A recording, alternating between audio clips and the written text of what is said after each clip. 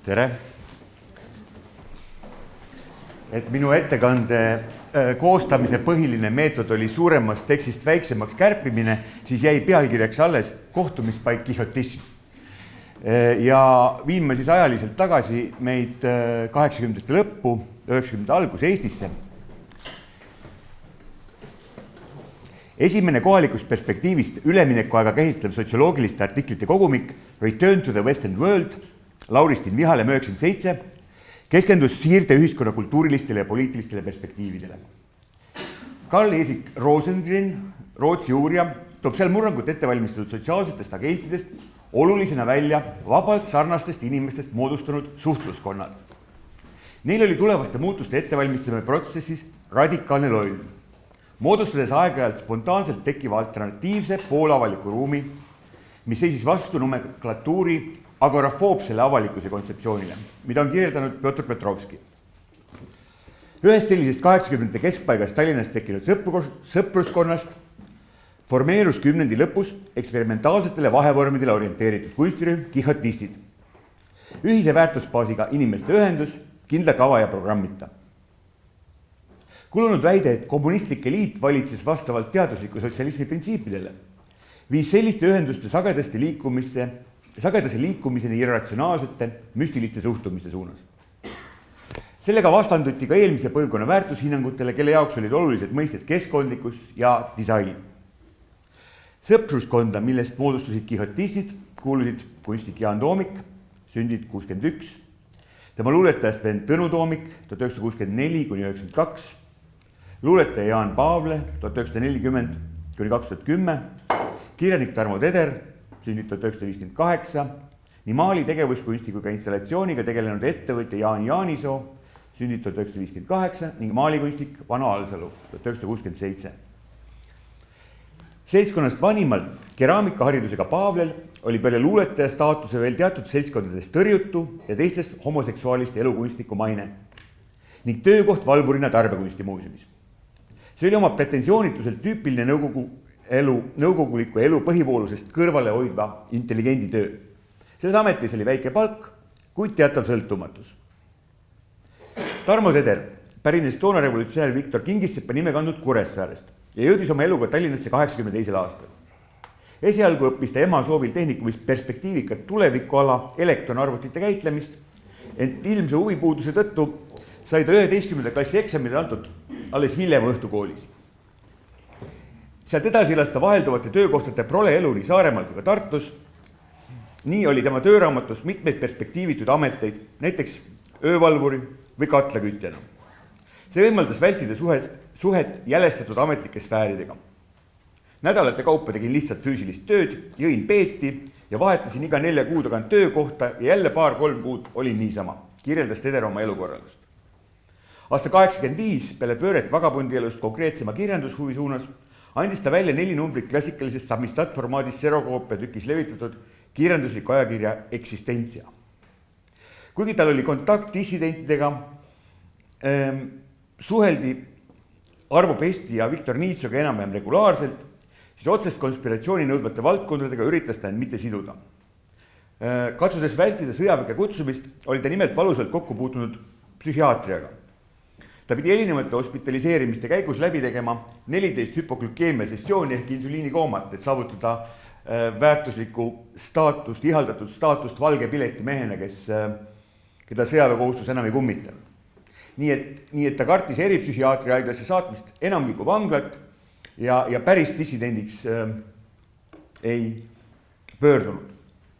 Tema novellide esmaavaldaja oli 86. aastal ilmuma hakanud Vikerkaar, mille esilekerkimine uue meelsuse kandjana muutis ebavajalikuks eksistentsi edalise eksistentsi. Jaan Toomiku mentoriks koolipäeval oli rühmituse Sub 69 liige Gunnar Maier, kes pidas Haapsalus kunstiringi. Juba esimesel tunnil oli Maier noore Toomiku käest küsinud, et kas tal ei ole tahtmist Erkisse minna, millele viimane vastanud, et sellest ainult unistabki. Keskkooli ajal korraldas Toomik mõningaid avalikke absurdietendusi, millest ühel puhul, kus visati publiku hulka pihutäie viisi kopikaid, oli tal kooli juhtkonnaga pahandusi. Meier oli see, kes viis Toomiku kokku Paavlega. Viimane oli toona mingil viisil ametis Erkis, kus ta võttis sisseastumiseksamitel dokumente vastu ja registreerimised nad tuttavaks said. Ja kuna Toomikul Tallinnas tuttavaid polnud, siis vahetevahel Haapsalust Tallinnas käies ta ikkagi jäi nagu Paavliga suhtlema. Tarmo Teder mainis Paavlet suisa Toomiku kunagise guruna, aga Toomik ise on öelnud, et kõige olulisem oli temaga suhtlemisel see, et mõnevõlla kibestunud marginaalina oskas Paavle näidata noorele romantikule elu ilma illusioonideta. Jaan Toomiku ja vana Alsalu esimene kohtumine toimus 85. aastal, kui Alsalu Tartust Erkisse sisseastumiskatsetele tuli. Soovides minna tutvuma Erki maja 5. korruse maaliklassidega, kohtus ta uksest sisse astudes mehega, kes istus ise teadlikult pingil, jalg üle põlve, täpselt nagu Konrad Mägi oma tuntur autoportreelisel maalil. Seletanud siis Alsalu, et ta oli tulnud maali pabereid sisse viima. Tema vastasistud tegelane küsinud aga Jaanile omase avameelsusega, et kes on sinu lemmikkunstnik. Alsalu vastanud De Chirico ja Toomik jäänud sellega rahule. Alsalu rõhutas Tõnu Toomiku sidemehe rolli nende seltskonnas ja meenutas, et viimane olnud suur ringijalutaja ja sattunud tihti öistel jalutuskäikude läbi kesklinna Alsalu Kadrioru ateljeesse pikkadele vestlustele. Tõnuga viis nii Tederi kui Alsalu kokku aga siiski Jaan. Tatmo Tederi ja Jaan Toomiku kohtumine on samuti registreeritud. Viimasega tegi Tederi 85. aastal tuttavaks Paavle. Tegu oli Toomiku Mitšurini tänava ateljee sisseõnnistamisega, tutvustades Tederit paljulubava noore kirjanikuga, kellega tasub suhelda. Ateljeepeod olid üldse levinum läbimisviis noorte kunstnike, kirjanike ja muusikute ringkondades, selles mõttes, et avalike kohtadega kaasnesid suuremad kulud ja sellele lisandus tollel ajal iseloomulik šveitserite võimutsemine. Pealegi oli non-konformse õhustikuga pidudel teatav vaikse vastupanu vormi staatus. Tulevaste kihotistide arginormidele vastanduvat eluhoiakut iseloomustas intensiivistatud kehalis-metafüüsiline maailmataju, mille tulemusena toimis tahtlik irdumine nõukogudelikust elutegelikkusest, genereerides alternatiivset ühisruumi ühiskonna äärealadel. Seetõttu sai võimalikuks ka teatav dissidentide hoiakute inkorporeerimine. Oma eksistentsia ellukutsumist põhjendab Teder järgnevalt. 85. aasta kevadel, sõltumata igasugustest teadvustamistest, glasnostitest, Gorbatšovist ja eelnenud ättidest, kes kohe ära surid, panime kokku eksistentsia esimese numbri. See oli puhtalt minu algatus, leidsin kanali kellegi, kes oli koopiamasina juures, kes tahtis raha teha, tegin 49 eksemplari. Tekstide stilistikat iseloomustas seal siuke hilissoveti kunstikultuurile suhteliselt iseloomulik sürreaalsuse lembus ja metafüüsilise realismi mõjud. Järgnevates numbrites leidsid luuletajatele avaldamist tulevased kihotistid Jaan Paavle ja Tõnu Toomik ja ajalehe väljalõigetest kollaažid eksistentsia kujunduses olid Paavle töö. Ajakirja positsiooni iseloomustas avanumbris ilmunud annotatsioon. Autorid tuleks tõsiselt arvestada asjaoluga, et eksistentsia ei garanteeri kaastööde häireteta liikumist postiteeninduses ja hoiatab sellest tuleneva liigse tähelepanu eest. Seetõttu soovitame teil ebameeldivat tagasisidet vältides võtta esialgu kaudsem kontakt, kuid avaldamise seisukohalt on edasine silmside küllaltki oluline.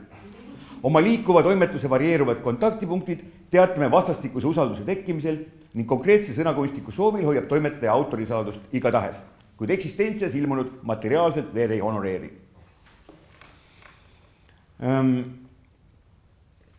Et eriti selgelt avanes avaldus lepitamatuse vaim olemasoleva suhtes Tõnu Toomiku ja Tarmo Tederi suhtumistes ja nende rutiinile vastatavad teod, praktikad lõid seltskonna sisese usalduskapitali, mille najal mõnevõrra vabamatel hetkel hakkas toimima rühmituse kunstiline sisekeemia. Nii võib öelda, et Tarmo Tederi nurjunud katse 87. aasta 1. septembril õhkida tundmatu sõdurit tõi talle pürotehniku koha edasises kihotistide aktsioonides. Kihotistidel oli oluline tegelikkuse vastukarva paitamine, püüd luua osaluse vorme, mitte niivõrd taastoota esteetilist käitumist. Tulevased quixotistid teadvustasid deterministlikuna elutegevuse tühirituaalsust, tajudes kiusatust sekkuda. Jaan Toomik kirjeldab. Kui sain Kunstiakadeemiasse 85. aastal, siis esimesel teisel kursusel oli mul leivanumber. Oli mingi koosviibimine, graafikud, maalijad, tavaline arutelu. Mul tekkis spontaanne idee. Toonan tegelesin joogaga ja joogas on üks selline poos, küünlaasend. Kui inimesed vestlesid, ma sõna lausumata riietasin ennast paljaks, kõik jäid vaatama, tegin küünlaasendi ära, panin rahulikult riided selga ja rääkisin edasi. Hiljem hakati juba ootama seda mingites seltskondades. See oli esimene performance, eelquixotistlik akt. Teine siuke, neid on veel, aga kõiki ei jõua loetleda, et teine siukene huvitav aktsioon, mida mina kutsun proto-performance'iks, pärines Toomikul 88. aasta sügis-septembri lõpust. Erki suures saalis toimus esmakordselt pühalik jõulukontsert, kus esines Urmas Alender. Tudengitel oli samal ajal ülakorruse maaliklassidest käimas hoogne pidu, kust mingi hetk valgus ülemeelik seltskond alla saali, kontserti hardust segades.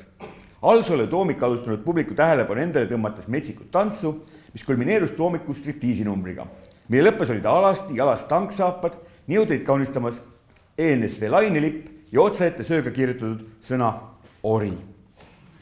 See, mida need aktsioonid peegeldasid, oli teatav nõukogulikust elutegelikkusest tõukuv, kuid absurditunnetuse abil selle rutiini eirav ja eitav eksistentsialistlik alusasend, mida tulevased rühmituse liikmed jagasid.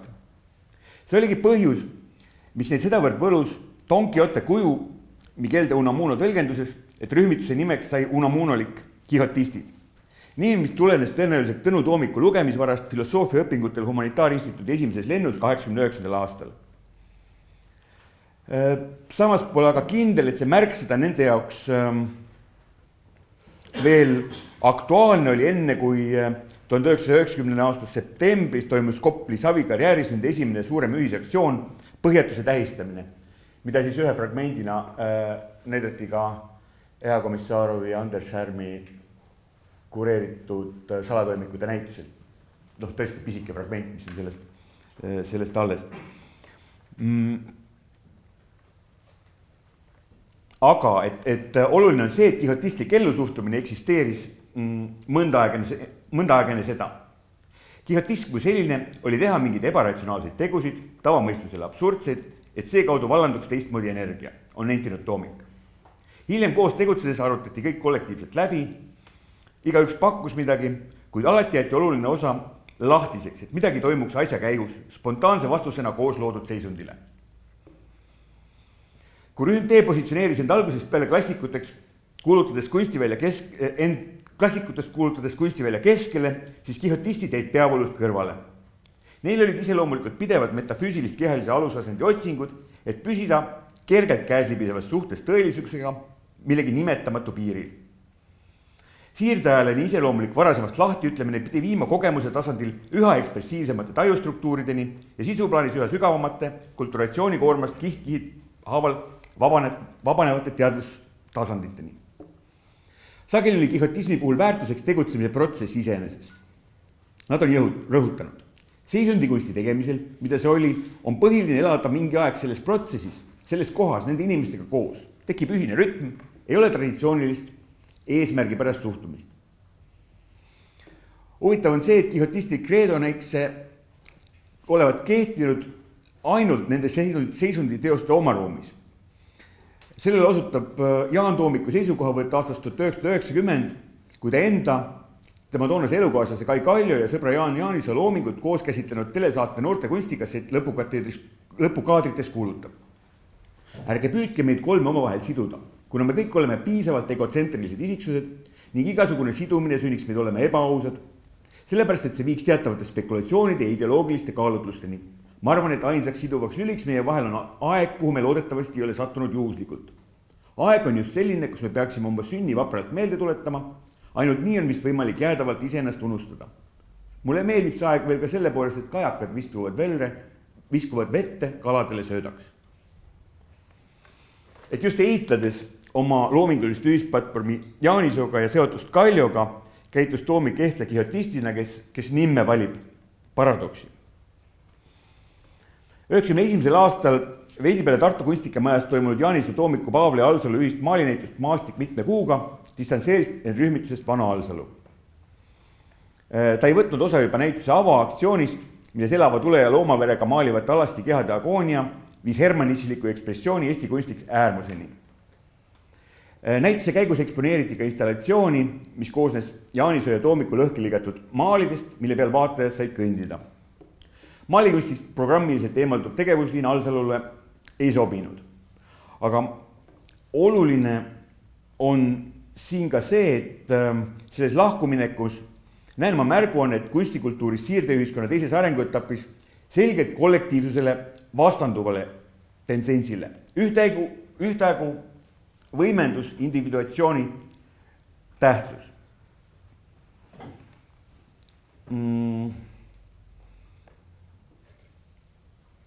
See oli venna lahkumine 1992. aastal, mis sündis Jaan Toomiku üksindusse, seismas silmitsi teda obsessiivselt rõhuma surmakäsitlusega.